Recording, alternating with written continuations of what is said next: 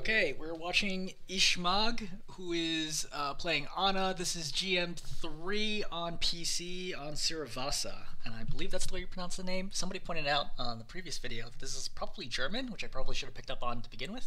As a side note, really enjoy Germany. I've been to Berlin a couple times and Dresden once. Really love it. Berlin's actually one of my favorite international cities. Anyway, I did the previous video, as I already mentioned here. The previous video was on Antarctic Peninsula. And we took a look at this player, and one of the things we pointed out was, or I would say two things that we pointed out that are really big. Number one, they off angle, which is not necessarily a problem, but they weren't getting enough value out of their off angle, and they were having trouble hitting high impact abilities, hitting shots, just generally being impactful. Like, they weren't dying, but they also weren't doing anything, and that's a big part of why they ended up losing. Number two is generally being very passive. So they were often not following the team. Like, for example, the team would push off the point to try to take more space, and they would stay on the point, or rather in the backside of the point, like literally 70, 80 meters away from their team, just like waiting for the fight to come back to point, at which sometimes the fight was over and they couldn't affect anything, they couldn't save teammates, they couldn't get picks, and so forth. So they have a second game here, and this game is on Suravasa. And this game's interesting. They win the first 2 points pretty easily, and they lose the last 3. And this is actually really cool. I'm actually glad that I'm doing this video because it's going to illustrate the difference between playing with your team and how opportunities can be very easy to shift the fight, and when you play off of your team, how it becomes a lot harder to get value. And again, I don't want the lesson here to be don't off angle, because I don't think that's correct. Okay, off angling is great. Off angling applies a ton of pressure. I would just note, when you off angle, you gotta get something done, right? It's like when you go for a flank as tracer or whatever, you gotta get something done. Otherwise, you know, would you have gotten better value if you just play Cassidy, like sitting with your team and just shooting away the opposing team? Same thing for Ana, or any hero, right? That you're going off angle is when you're going off angle, you better get something done, otherwise you're throwing. So in this game, the first 2 points, primarily, they're going to stick with their team. The last 3 points, they're going to off angle way more, and we're going to see how much that changes the nature of the fights. So we're going to go through the first 2 fights pretty quickly. I'm not going to like micro-analyze them for the most part, because again, it ends up being a pretty strong steamroll. So we're going over here, right? Poke a little bit, nothing super exciting. Or go for sleep. I don't think that's a good sleep, but fine. We're going to walk to the side. Right, heal the Reaper. The opposing team is not going to make a mistake. For some reason, oh yeah, your hog kicks a hook, I think, and then the whole team comes forwards. They're out of position. Purple 2 of them. Right, Junker Queen's purple right now, so she can't heal. As a result, she gets poked down here. Great, dies, points capped. Excellent. Not really a lot that you had to do with it, but you know, the grenade helped for sure, right? The grenade prevents the Junker Queen from receiving any healing. Right. Now, and because of that, like, there's a Moira in a Mercy still alive right now, but they can't heal her because she's purple, which means she's low enough that now she can just get poked down, which really, like, this is not a scenario where you would expect the thing to die. And the whole point destabilizes from there. But ultimately, it starts with your hog hitting that hook. So, let's note right now, where are we? Are we on the point? We are not on the point. We're like way off the point, because you see that your team has stepped up to start applying pressure to them coming from their spawn, because it's the direction of their spawn. And you're playing with them. Maybe a little too far forward, but like generally playing with them. You have LOS. This is great, because now we have the ability to apply pressure, get picks, force them to burn cooldowns, resources, to try to even get to the point, much less fight the point, because we have point control, so why not do this? So, the Orisa gets hooked, you purple the Orisa, she's super low, she dies. If you don't purple her, she doesn't die there. Very important, right? Your purple, right, anti, forces the Orisa pick. Now with the Orisa pick, your team continues walking forward, which is a correct call. You should be walking forward right now. Like, I already know that your team's going to walk forwards. Right? Healing people up. Mercy's popped in the air, you're reloading. That's sleep. That sleep on that Bastion's big. If you remember the previous game, well, actually not that big, but in the previous game, it's sort of potentially big here. In the previous game, there are times where your Bastion like goes assault form and just like wrecks, or their Bastion goes assault form and just like wrecks your team, and you're not in position, you don't have LOS to sleep him. But this time you are, because you're here, and not, for example, on Antarctic Peninsula, where you'd be like all the way over here, right? Some ludicrous distance away from your team, where you're not able to change the fight. But playing with your team, now all of a sudden you can make plays, right? He slept right now, you're gonna follow up, I think, with a nade. I don't know if you knew that he was going to get hooked there, but either way it lands. Great, excellent. I don't know what you're looking for right now. Bastion's dead. Great. So now they're down 2. Continue applying pressure. You attack Mercy once, twice, and you get a pick. you're continuing to stagger, right? This stuff is demoralizing for the opposing team. It prevents them from regrouping. They have no chance to even touch the point. Even if they wipe your team right now, like they push a button, you all die instantly. By the time they reach the point, it's still going to be like 80 and cap it, like it's going to be 80, 85%. Like this is huge, right? You're basically forcing them down to, at most, you know, one more fight that you'd have to win, if not zero, if you do it like just a little bit longer, which you are going to. Arisa steps up. You shouldn't have been there. You definitely shouldn't have jumped, right? Your jump here is going to make it very easy to protect the javelin, right? Because now you can't dodge that. You jump too much. I think I know this in the previous video. You jump way too much, especially for GM.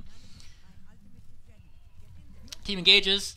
All right, you pop nano. I don't know if the Genji was expecting nano, and I don't know that you need the nano here. This is currently a 4-on-3 situation, and you should have known that, right? Because you killed the Mercy yourself, right? And you were also there when the Bastion died. You should know, hey, look, the Bastion's coming in first, then the Mercy.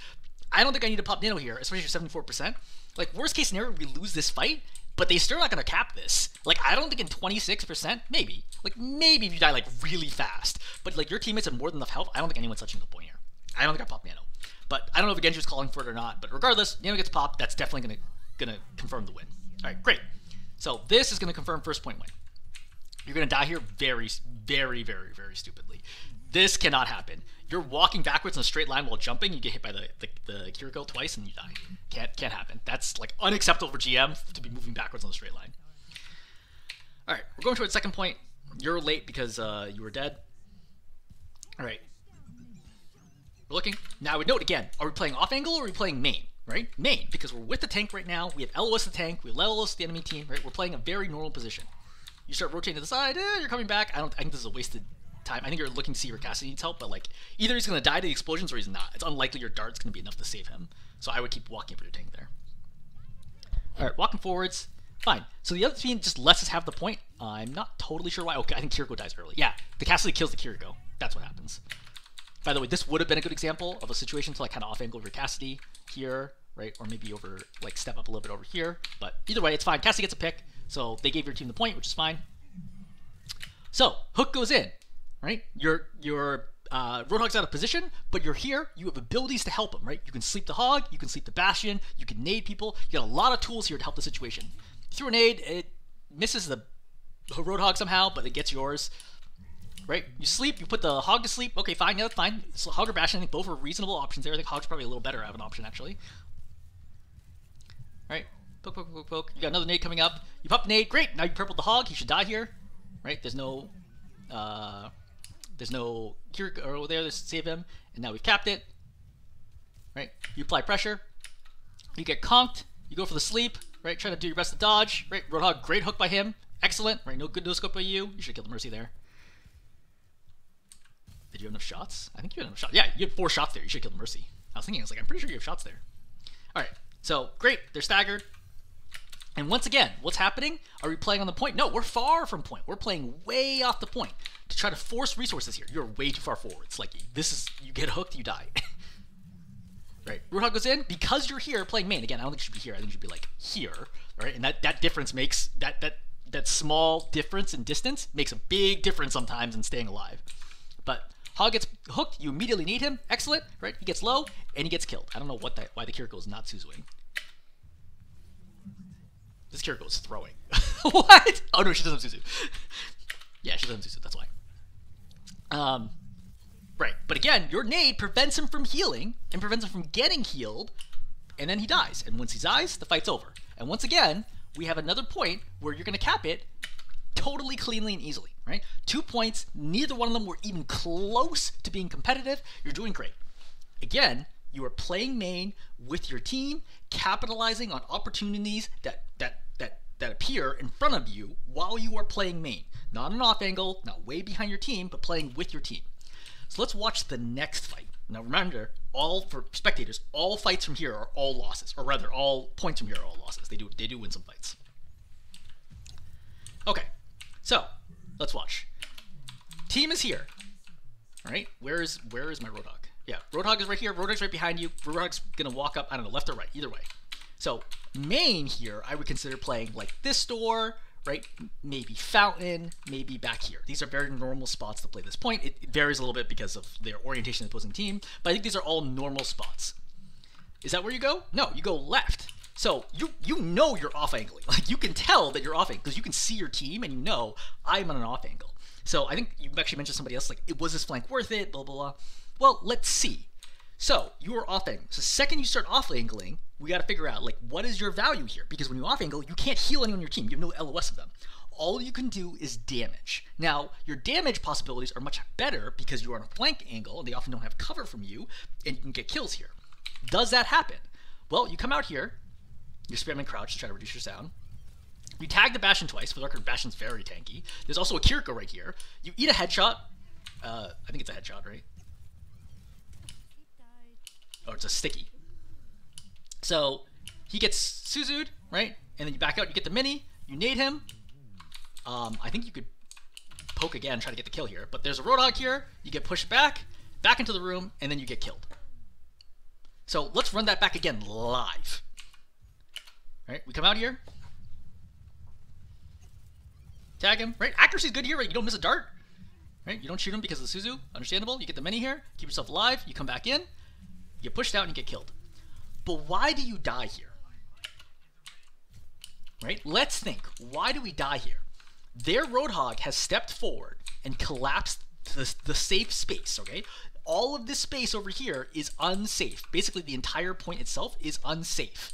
This area, also unsafe. Like, this side would be safe from the Roadhog's perspective. This side is not because he can jump and hook you. So you are over here, you're overextended, and now he's going to whole hog you backwards, and the Bastion, who was fighting you previously, is going to realize that you're going to get pushed back into this. This is actually a really good read by the Bastion. I don't think he knew. I think it was just luck, but he's going to kill you. So you died first here, off angling, and you got basically nothing done. It's not good. Again, even if you killed the Bastion and then died, is that a positive or is that a negative play? Or is it even? Well, it's certainly not a positive play because I traded 1 for 1, right? Unless I'm trading for the tank, it's basically always, like, you can't really say it's exclusively positive. Is it negative? Well, maybe, but in general, I would say no. But if you're trying to climb, I would say yes. Because if you're trying to climb, then by definition, you must be better than your peers. If you're better than your peers, you never want to trade for one of them. Because the idea is, I'm going to outplay them over the course of the game. So the longer I'm alive, I'd rather, like, I stay alive and they stay alive and then outperform them versus trading for them. So this is a good example where I think this is ultimately a net negative. There's no reason here to be forcing this particular fight at this particular angle, especially considering how incredibly devastating your team has been so far when you just stay with your tank. Like, literally, your tank's been hitting hooks all game long, right? Just stay with your Roadhog, wait for him to hook somebody, nade them, win. Like, that's the formula that's been working for the first 2 points. I would keep running that formula until it stops working. But you decide to branch off from that formula, do your own thing, and it ends terribly. And again, we said that this would be a negative even if you trade with the Bastion. But you don't even trade for the Bastion. You're not even close. You would need 2 more darts here to kill the Bastion. This is a really bad execution of a play. Is it possible this could have worked? Maybe, but I don't think it's a great play knowing that they have a Kiriko. It's super hard to get a pick when there's a Kiriko in the game as Ana because she can always teleport to them and immediately Suzu them, and then you're screwed because you have no ability to get out. Right? Or you get chased down, you sleep somebody, she wakes them back up, you still die. I think for so many reasons, this is a really, really bad play. Okay, your team somehow manages the cap without you, which is great. So, let's look. All right, we're playing out here, right? Again, remember, your team's pushing up, trying to take that space. So notice how you're backing up a lot, okay? This, reasonable spot. This, reasonable spot. But you see how you're going further and further back, deeper into the point? That makes it harder and harder to react. A really easy spot to react if I'm playing here. I'm not saying you should play here, but you're right here. You can react to anything, all right? Sleep, nade, whatever. Good. Here is okay, right? Here is still fine, right? It's going to get harder. But back here, every meter you walk further back makes it harder and harder to react to a play. Now, why is this relevant?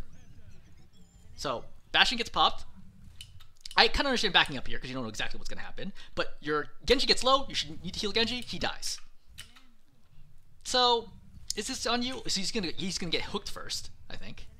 Yeah, he gets hooked first, and then he's gonna die right there, or he's gonna die on the way out. Could you have landed the heal? I mean, it's pretty tough. I think it's pretty tough there. How much is this on you? I don't think a lot, especially with the Bastion ulti. But I would just note is that, like, I think you're backing up here too early, right? Once the Bastion ulti's popped, I think it's perfectly fine to back up. I also would have considered nanoing that Genji right there, but I think that's like a risk where you think like, okay, do I need to do it? Like for example, if it was 36 to 99, I nano the Genji, right? Not necessarily for him to pop blade, but for him to not die. Because if he dies, we're probably gonna lose the fight. But 36-20, I think it's okay to take that risk and be like, okay, you know what? Let's save it for next blade and be fine. You should not be moving forward right now. This is, I mean, like other than the Bastion ulti, I think you need to move forward just a little bit, right? Just walk in front of here, and then back up, right? So, Roadhog misses hook. You're gonna go for the sleep dart. It's gonna miss. But let's say it did hit. Would it have been a good sleep? Well, first of all, your Roadhog already popped hook, so it's not like he's gonna hook the Roadhog. Number two, you're probably worried about hook. But should you be? Let's back up here. Genji. Hook. Alright? Hook cooldown is 6 seconds. At GM, you have to know that. There's no way that you can play GM. I mean, no way, obviously you're GM, but like, I'm saying GM players, at GM3 at least, you should know how long is hook cooldown, right? Plus or minus a second. If you think it's 5, you think it's 7, that's okay, right? But if you're like, I think it's 10, I think it's 15, that's clearly wrong. If you think it's 2 seconds, it's clearly wrong. 1, 2, 3, 4, 5, 6. Now I'm counting a little fast, right? But you see, we're close.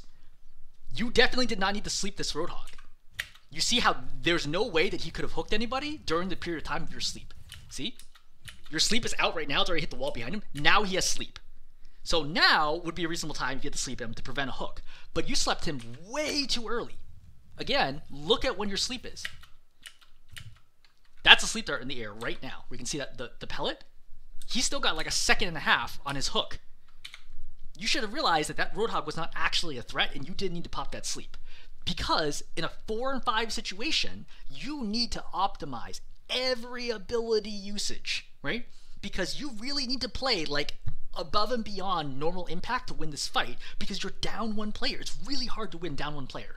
So wasting a sleep dart there, which you should have known based on understanding of cooldowns, that no one was in danger and your Roadhog had already hooked, so you couldn't even like manipulate or make use of the sleep dart, is really, really, really bad call. All right, Tracer's in, you tag her right away, fine, right, she dies, excellent, great. One of the things you mentioned here is like you lose Tracer 1v1s. I think your losing Tracer 1v1s have absolutely nothing to do with the outcome of this game, like literally zero. You don't need the Roadhog, okay, this is fine, yep. So my perspective here, by the way, is we're not winning this fight, it's all about delaying, right? Especially with no sleep, the odds of me winning this fight is very low. I just want to be like, let's stall out this point as long as I possibly can. I want to track, did he hook here? By the way, I would have gone to the left here instead of wide out because this is actually a pretty easy hook for it. He's missed hook, so 6 seconds where I can do basically anything I want. The Roadhog's not a serious threat to me. I would be stepping up right now. Cassidy dies. He kills 2 though, but Cassidy dies out of LOS. Nothing you can do about that. Keep the Kiriko alive. Yep, we're good. So right here is actually an interesting moment where I think you could consider popping Nano here. I'm not saying it's necessarily the right call, I'm just noting. Popping Nano here basically guarantees that your Roadhog's going to live for another 20-something%, which means you only need to win one more fight. But if you die here, you might need to win 2 fights to capture the point and flip it back, all right, to win the game. So I would consider nanoing here. I don't think it's necessarily the right call, right? Especially with Genji on your team. I'm just noting that you should remember, like, nanoing here is actually a reasonable possibility just to stall out for time, not because you think it's going to win the fight. That's number 1. Number 2. So, you hear the Bastion. You hear the Bastion transform. You hear the Bastion start shooting. Sleep him, right? This is an easy sleep. Sleep him and he's dead. Oh, wait. You're 6 seconds away from sleep. But why don't you have sleep? Well, remember that segment we just covered earlier about how you wasted sleep? This is a really important moment. You sleep the Bastion, right? Even without Nano, your Roadhog probably lives for a long time here against the opposing Roadhog. Because you plus Kiriko, right? You plus Kiriko keep the Roadhog alive easily against their Roadhog. You stall out for a really long time, maybe even flip this point, because your Cassidy killed 2. So this is a 3-on-3 right now. But not having Sleep Dart is fight losing. You know? Because you wasted it. Something to think about. Alright, you make the correct call here, which is okay. Everyone's dead. Just go point, die point. Alright, we're coming back. 80, 38. Okay, where's my tank going? My tank is going right. Okay, so now what we consider main here is not this path, it is this path with my tank. So what do? Am I going with my tank? No, my Kira's going with the tank. I am off-angling. Is this wrong? Not necessarily, but I'm gonna have to perform. I think it is harder to make off angle get value than it is playing main. Maybe that's the way I should frame it. It is easier to get a baseline amount of value going main as many supports than it is going off angle. Right? Kiriko is also very much in this category, right? Baptiste definitely in this category. Zenyatta similar in this category. Okay, it is much harder to get value out of off angling because you're often further away from the enemy. You provide no other value to your team, and you're vulnerable on the off angle, which means you have to be a really good duelist, right? Or have really good sense of positioning to know like when you need to back off. So Genji dives in, right? Pops blade. Genji's like really far away. I don't really know why he's doing this. Like, you see how far away he is? It's fine. But like, he called for it. I think this is totally fine, right? He's clearly calling for it. The dash near, he's definitely calling for it. All right, Tracer's here. So you're gonna completely botch this 1v1, and then she's going to kill you. In fact, she's still at full health post recall. So I don't think this is the reason why you lost the game by any means. Like on a 0 to 100 scale, where 100 is like clearly the reason you lost, and 0 is like not a reason. I think this is like a 10. I'm going to note something. Number one, you are on an off angle, which means when the Tracer comes after you, you are completely alone right now. If you went main with your team, your Cassidy, Kiriko, and Roadhog could all protect you, just like they did previously. Remember last time, there was a time where like you came onto the point, Tracer tried to dive you, you like tagged the Tracer once, and Cassidy instantly killed her. That can't happen because you're not with the Cassidy, because you're off angling right now. Whether or not you meant to or not, maybe you meant to go main, you thought this was going to be main, you chose to go this way, but whether or not you meant to or not, you are now on an off angle, you're no longer on main. And because of that, you're forced into a very difficult, disadvantaged 1v1 against the Tracer. I think we could cover like minute details here about the Tracer fight, but I don't think it's worth it. I think the number one thing I would say is, if you're going to fight the Tracer in this situation, you should try to back your wall up, you should try to back up against a wall, right? Not in such a way, not a corner, right, which prevents you from strafing at all, but against a wall. That way you only need to look at 180-degree range instead of here where you have to look 360 degrees. That's what makes this fight so hard to both dodge perpendicular to her, but also to attack. Because again, it's really difficult to hit this because she's on all possible sides of you, right? And you can't keep track of it. If you back up against the wall, it makes it at least a little easier to be like, okay, she's going to be left or right or forward. Actually, second thing I would note, don't use sleep first, right? Tracer knows you have sleep. Tracer's waiting for the sleep. She can't hard commit because she can die out of sleep, right? She can get killed there. So Tracer can't hard commit on you until the sleep is used.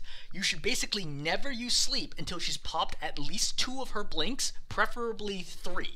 As long as she has that, it's very difficult for you to land this because she has so many mobility options to stay alive. If you wait longer, I know it's scarier, but it gives you a higher chance of actually hitting the sleep dart. Alright. So, we end up losing the point. Again, a big part of it is that you're dead, right? You get picked there, right? Any fight I get picked, especially get picked first, I basically assume I'm not going to win. I never expect to win a fight if I get picked first, right? That is an enormous burden to put on my team. Like, oh yeah, like, I'm dead, you're fighting a 4 and 5, go ahead, like, win the fight without me. Like, what? No, it's nuts. Like, never expect that. Alright, are you going main or off angling? You're off angling right now, right? Very clearly not playing with your tank. You found a fairly juicy off angle. Hitting the Bastion with sleep here would probably kill him, right? You take up the 100 pressure, get a little nervous, right? You peek again. You're healing your Roadhog, but he's not really in danger. All right, Bastion ulti gets popped here. You stay alive. All right, good job staying alive. You had to use nade there. All right, now we are main again because the Roadhog has come to us. You sleep the whole enemy hog out of whole hog, good, right? So now we have an opportunity here. You should step up. There's no reason to be backing up here. You should 100% be stepping up, especially because you can hear the point capping and see that there's like it's like contested. So like you know that there's people fighting on point. So the Roadhog should be mostly isolated here. Like I know this. Obviously we have replay review, but I know right away that this Roadhog is out on a limb on his own. Right, just based on positioning and game sense, I know this Roadhog is alone. Like their enemy Roadhog, he has most one person with him. I'm walking forwards now, not backwards. Right, walk up, pursue. All right, your Roadhog, you know, pops whole hog doesn't do anything. For the record, your Roadhog could have killed him. I know this is not about you, but first of all, you can pull him to the right. But second, if he pops whole hog first and shoots him this way, guaranteed kill. It's a mistake on his part. A little sloppy, honestly, but you know, it happens. I mean, even GM3 people make mistakes. All right, you're frontlining right now. You're going like ahead of your hog, so you have to slow down here because you could get hooked, right? For example, if the Roadhog could be playing like right here or right here, then you get hooked and die, and you've thrown. All right, your tank is going right. Your Tracer is going left. Which way is main? Which way is the off angle? Right, just confirm. Your tank is going right. This way is main. This way is off angle. By the way, I would generally advise not pushing down this stairwell because it is one long tunnel with zero cover and no way to get out of it. So we are off angling right now. Again, not necessarily a problem, but could be a problem. I heal the Tracer. I walk forward. It's not just healing the Tracer and like moving on. I heal the Tracer and you're walking down the stairs. What happens? You get hooked, right? You go in, you hit a sleep and nade, but it doesn't matter. You get killed right away. But why? Why are we doing this? Like, what is the reason for us to think, man, I'm going to go down this long, straight tunnel with literally no way to dodge and feed myself to the opposing team? This is fight losing. You know? Like, that shouldn't be happening. Again, it would be so straightforward. Just play with your tank. I think your tank goes over here, hooks the Bastion, and kills the Bastion like right away. Yeah, see, right? Hooks, granted. Now, you could say, well, you being over here distracted him a little bit and traded for the Bastion. I mean, I think that's a weak argument, but I think mostly it's the Tracer that's distracting him and less so you, right? They're all already looking over here because of the Tracer. You walking in here second basically just feeds them the kill. If you just go with the tank here, I think this is an easy fight win. But you throw this away by, you know, dying. All right, so we've regrouped. 46-7. Your character dies, nothing you do about that. Oh, all right. So here we are. We're playing main, right? Main with my tank. Oh, look, he hooked somebody in. Great. I throw a nade. That was lucky to hit him. I don't think I was aimed at him. Right? Hog dies. Excellent. This fight's basically won. All I had to do was play near my Roadhog. He hit a hook. I nade. It's over. I don't even know that you need to do anything there, but I'm just noting that like sometimes fights really are that easy. Your teammates in play. You support them. Excellent. Right? Keep Cassidy alive here. Great. Their team makes an amazing call here, by the way. They all rotate off of point after the Roadhog dies. So see how they're all here? Roadhog's going to die here, and no one tries to contest the point. They all decide to leave right away. I think this is actually an amazing call. I don't know if I would chalk this up to like evolved knowledge of how to play the maps, but I think it's really fascinating that they all rotated off point perfectly and nobody got picked there. Very unusual, at least at my level. This is a throw, but not by you. So Suzu's here. Tracer has Blink and Recall, and your Kiriko has Suzu. They all died to this pulse. What? Anyway, not your fault. It is a 3v5 right now. There's basically no way of winning this. You guys retreat. Fine. You're pushing right now. Without your team. I think they're still coming back. So definitely a little early, a little fast. I think I would want us to slow down here. Right? But good, right? We're playing slow. Good. Right? Everyone's playing nice and slow. We're fine. Why are we nanoing the Cassidy? What did you see here that makes you think this is the right time to pop nano? He's full, first of all, he's full health. It's not like you did that to save his life. He has no LOS of anybody. And the last you saw, the enemy team is all the way over here. What is he going to do with this? Now, because he's a beast, I think he actually does get picks here. Yeah. Yeah, he kills the Bastion here, right, with the help of your nade. But I would just like to note, how far away is he that you pop this nano? Right? He's still reloading even. What is this nano? What's he going to do with this? He's like so far away. Anyway. Bad nano. Objectively bad nano. There's no way somebody could tell me that this is a good nano. But you come down main, Kitsune pop, you chuck a deep nade, but it's a great nade, right? Hits the Bastion. Bastion's purple. He's stuck out in the open, slowed, right, because he's in assault form. And Cassidy's going to finish him, plus you. Excellent. And now the fight's won, right? You went main, you used your abilities, you landed your abilities, besides nano. You used your abilities, you landed your abilities. Fight is won. And it's, I think fight's won. Yeah, I think this fight's won. Oh, yeah. Oh, that's a really good sleep. I don't know if you predicted that or not, but All right, Doom's here. Yep. I don't. Why would you charge this punch? I definitely don't throw a nade there. Right? Remember, always think, how many movement cooldowns does he have? So, remember, we talked about this last time with Doom, right? 2 movement cooldowns. 1 to you. That's punch. Right? So, he should still have slam right now. Yep, he's going to have slam. So, he has slam right now, and he's going to punch again in like 5-ish seconds. That's slam. So, he's going to have punch again in like 4 seconds, 5 seconds? Yeah, so we're at 6 seconds. Right? So, he's got 6 seconds left. So, but the thing is... 2... 1. Oh yeah, no, I did correct. I was looking at the wrong cooldown. Yes. Right? So, again, right? He's only got 1.5 seconds here. You have not seen him use punch since he came in initially. He's definitely going to have punch right now. So, trying to land the nade there was reckless. Right? This is no good. Is that true? No, you punches first. I think you actually do track this correctly. Yeah, you do track this correctly. My mistake. He actually popped ulti. This is fair. This is fair. I don't know that I would have tried to nade him there. I think I would have naded my team because he's going to die no matter what. Like, he has no movement cooldown, so I don't need to throw anything at him. So I think the wrong call was throwing a nade at him. I think you should have naded your own team. Okay, Doom has popped ulti. Who's he going to go for? He's either going to retreat, right, go to a Mega or to go to his team, or he's going for me. So just be careful, right, and play in like near a corner or something to make sure you don't die. All right, great. Doom, Nano Punch comes in. All right, this is a heck of an engage. So really, I think you should pop and sleep right now. I think this is a very quick time frame to do this, though. I think he also has Empowered Punch. No, does he actually charge this? I think he actually charges this. Damn, this is actually a heck of a play by him. Yeah, he charges this. This is a heck of a play by him. I don't know why he doesn't kill you first. Oh, man. Well, he ruined it all. This is a heck of a play, but then he messes it up from there. Okay, but generally, right, we're still fine. Right, nano him, or grenade him, that's fine. Yep, I think that's totally worth it. Alright, Bastion ulti's popped. I don't want to walk forwards, right? I want to make sure that I stay near a corner, right? Get ready to dodge. Which way is it going to go? Right, kills Tracer, fine. Don't shoot the tank right now. Don't shoot your tank, rather. There are vulnerable targets on your screen. Right? You can see right here, this is their Ana. You can shoot the Ana. You can shoot the Bastion. You do not need to shoot your Roadhog, who's at 4/5 health and also has a self heal. This is not the value. Shoot the squishy. Shoot the Ana, right? Shoot anybody that's not your tank. Alright, Tracer starts a duel with you. That's fine.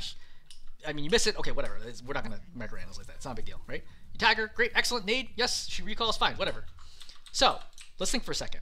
Which way should I go after forcing the recall? Should I go left, which is an off angle, or should I go right? Why is left an off angle? Left is an off angle because it's a longer rotation and it's playing away from main where my other support is and being able to see my tank. Should I go off angle or should I go main? I would say go main here. Why do I want to say go main? Because I recognize the fact that Kiriko and I have been fighting this Tracer means neither one of us have been helping our tank. So this is a pretty long period for us to not help the tank. I want to be able to see my tank as soon as possible. This walk to be able to see a tank is longer than this walk to see the tank. So I want to go right away and be like, hey, what's going on? I need to help my tank. But instead you go left. In the period of time it takes you to go left, your Roadhog is dead, and now your Cassidy is dead. The Bastion has only 139 health. 2 darts here kill the Bastion.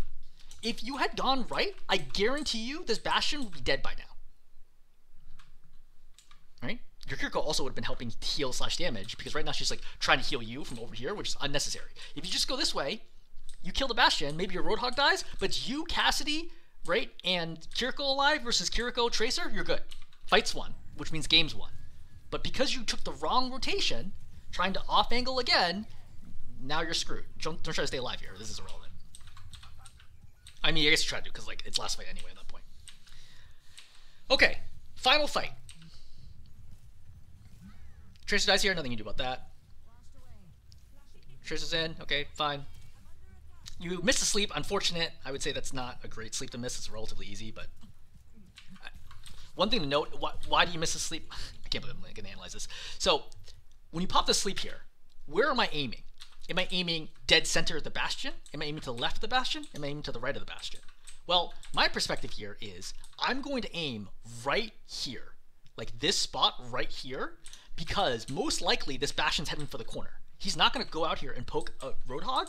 He's probably just going to shoot and go right back into cover. So I want to aim just about here. Is that where you aim this? So you see how you aim to the left? And you see how the Bastion's going to the right, and you miss this. For the record, a dead center shot would also hit him. Right? At this range, a dead center shot should hit him no matter what, if you can do that consistently. All right. All right. Your Roadhog gets purpled. So Roadhog gets slept. He gets, and I know nade's coming, right? I know nade's coming right now. What do? Do I try to pocket my Roadhog? No, my Roadhog's got a ton of health. Just shoot the Ana, right? Grenade, dart, she's dead. But instead, I'm shooting the Roadhog. That's option number one. Option number two is I can nano my Roadhog. Because even with purple, if I nano him, he's effectively double his health, and with this much health, he's not going to die quickly. But shooting the Roadhog is definitely not going to help you under any of these case scenarios, right? You need to be getting kills or applying pressure or something like that. You do hit the nade here. Honestly, this felt like you were nading yourself as much as you were nading the opposing team, because this is a pretty short nade. You're trying to hit him. But you nade the Doom, and he dies. Excellent. Great pick. This is like a fight-winning pick, typically. Why did we get this? Because we're playing main. Now, I don't know why we walk into the room. This is very odd why you chose this moment of all moments to step forwards. But fine. But you're here. You react to the opportunity that's available to you, and someone dies. I went main. Good things happened when I went main.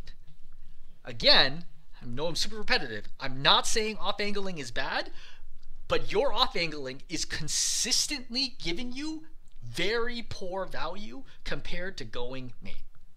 Right? Like, the difference is night and day. If you play main, you look like, yeah, a GM player. If you go off angle, you look like a low diamond player, maybe. Like, the difference is so stark between how much value you're getting out of your off angling versus how much value you're getting out of going main. So from here, with Doom dead, once again, I don't know if your Cassie is calling for it, but he doesn't even have LOS on anybody right now. But see, he has to roll just to get in, right? He had to roll just to get into the fight because nobody was available. You're like consistently popping nano at the wrong times. Like, you gotta wait longer, right? Wait till they're actually able to like do something. But we win the point. Excellent. So we play here. Doom multi gets popped. So key for Doom multi: play near or corner. Or Bastion ulti. It's like the same thing, right? Play near a corner, use the corner to LOS and make it more difficult to get kills. Now, there are patterns they can give him, like 1, 2, 3, that's going to kill you no matter what. So be it. Like, what are you going to do about it, right? But make it tough for him. But you survive here. Good. Excellent, right? You're good. You played him. So Doom's going to pop ulti here. I don't think there's a lot. This, like, placement for Doom ulti is, like, perfect. Yeah, I mean, it's, like, perfect. I think you can live if you tuck into the left instead of taking the wide corner. Does that make sense? No, like I don't think so. I think you're dead here no matter what. Yeah, I mean, this is just what happens when we play Ana versus Doom. Like, this is something you need to live with. I don't really blame you for that. I think you did a good job dodging the Bastion ulti, and then Doom ulti killed you. I mean, they used 2 ultimates to try to kill you, right? Like, it's fine, whatever.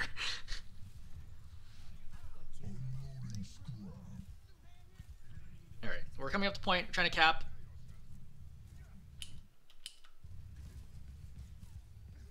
So you sleep the Bastion, and then you get stuck by Tracer Pulse Bomb, and you die, and you threw nade. So obviously once you get stuck, nade's not going to save your life anyway, so you should have thrown the nade like here, like at the Doom, and tried to trade out. That's number 1. You don't have a lot of time to think about it, I'm just noting that that's a more optimal play. Number 2, why does Tracer stick us? Well, let's look at it from the Tracer's point of view. Is it an easy stick, right? We're trying to avoid easy sticks. If she hits us while we're like dodging like crazy, whatever, like what are we gonna do about it?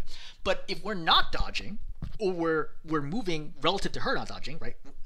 West-east instead of north-south, then it can be a lot easier, or rather, from her perspective, north-south. Basically, straight line forwards, backwards from her perspective versus side to side. So basically, let's repeat this again. Are we moving this way, right, perpendicular to her, or are we moving north-south? If we're moving north-south, this is not dodging. This is an easy stick. If we're moving this way, this is a much harder stick because she has to worry about that lateral mobility. Well, let's look at it from her perspective.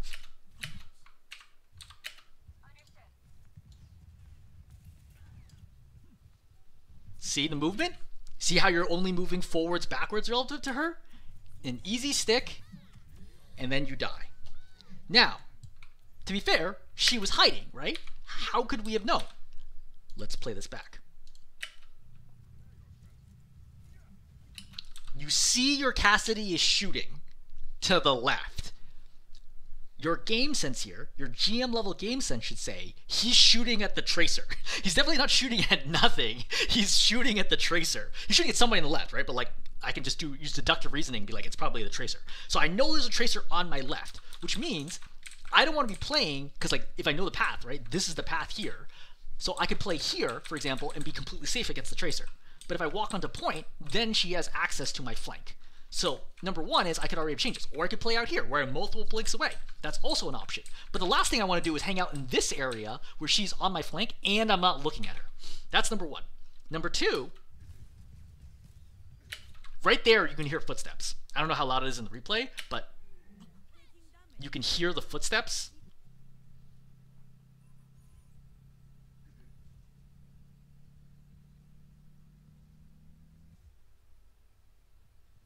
Right there. It's like super soft, and because I have like my sound at 12%, but like I guarantee you in game you can hear the footsteps of the tracer. So you have two different inputs here that could have allowed you to realize that the tracer was here that are both reactive. You could also use just general game sense and think the tracer's a problem. The tracer's been a problem all game long. She's been consistently trying to sneak up on me. I need to play in a way where I'm like, do I know where the tracer is? No, I have to be very careful. Again, you get stuck and you die here, but could you have done something about it? Absolutely. Again, these are hard reads to make, right? Even at GM, but I'm just noting that you had quite a few pieces of information that could have made this stick really hard for her, but instead you made the stick very easy. And with that, the game's over, right? You're not gonna be able to win from there. Okay, so summarizing. Number one, your value going main is actually really good, right? You consistently are winning fights through your ability usage. But when you off angle, your value plummets, literally like 10 plus ranks. Your off angle value is just very poor. Now maybe it's good in other games. Obviously, I only have limited sample size, but I've seen 2 games by you right now, and I don't know, like 25 minutes of gameplay. Your off angling value is super, super poor. Could you improve it? You could, absolutely, right? You could work on it, you keep practicing it, right? Keep forcing it until you get better. You could totally do that. But I'm just telling you what I see, which is, again, your off angling is really bad. If you just stayed main, these games are super, super winnable. Number one. Number two, tracer dueling had virtually nothing to do with this. Number three, I think your nanoing is still bad, right? I know you didn't react, like this video is not like a result or after my previous review. You did play these at the same time, but like I consistently see your nanos are bad. Like almost every single nano you pop is like suboptimal and does not feel like a GM quality nano. Pretty much the only good nanos are the ones where like the person clearly calls for it and you like nano them and that's like an obvious easy read. But when you have to like guess when you nano, your nanos are like not so good. Okay, I'm gonna stop there. Hopefully it's helpful.